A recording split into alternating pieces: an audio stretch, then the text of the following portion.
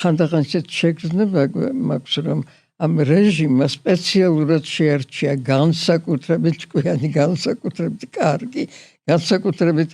დიდსულოვანი ესეთი ადამიანები სპეციალურად ისინი გამოკეტა ციხეებში, იმიტომ რომ ეს პატარა ბიჭები არიან ბოლოს და რამდენი სიბრძნეა მასში, რამდენი მართლა კეთილშობილება, როგორი განცდა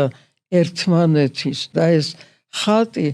ეს მათე დევიძემ თქვა მივდივარ სრულ წყდიაში სინათლის საპოვნელად ეს ისეთი ხატია ეს საოცარი ხოთშუა წერლის ნათქვამია სოლიდარობის სულისკვეთება რომელიც გამოიკვეთა მართლა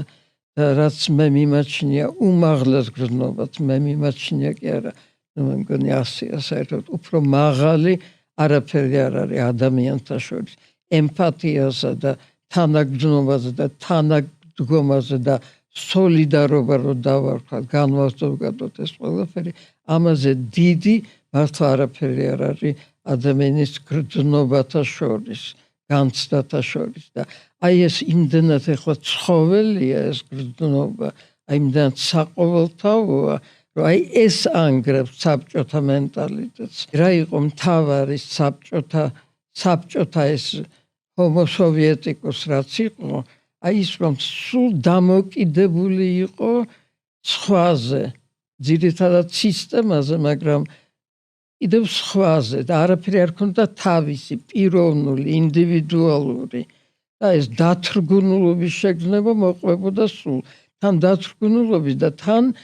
რომ აი ის არარაობა ის იმასთან ერთად არის და ერთად რაღაცას შედგენენ მოგონილი ცნება საბჭოთა ხალხი ეს არის თავარი განსხვავება აი ახლა არიან ინდივიდები შეკრული ერთად და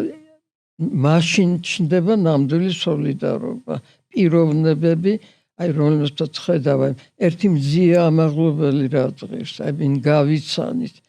თან ასეთი სათნო და თან ასეთი მედგარი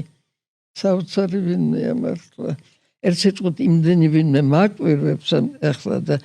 ეს განცდა სულ მაქვს თან და აი ამაში ვხედავ იმას რომ აი ეს რაღაცა რაც იყო აი რაც მოახერხეს 70 წლის მანძილზე აი ეს საბჭოთა რაღაცა აი ეს რაღაცა საშინელი აი დამთრგუნველი მართლა იდეოლოგია იმის წნეხის ქვეშ რომ მოიქცევა ადამიანი მე იქ უკვე საშველი აღარ არის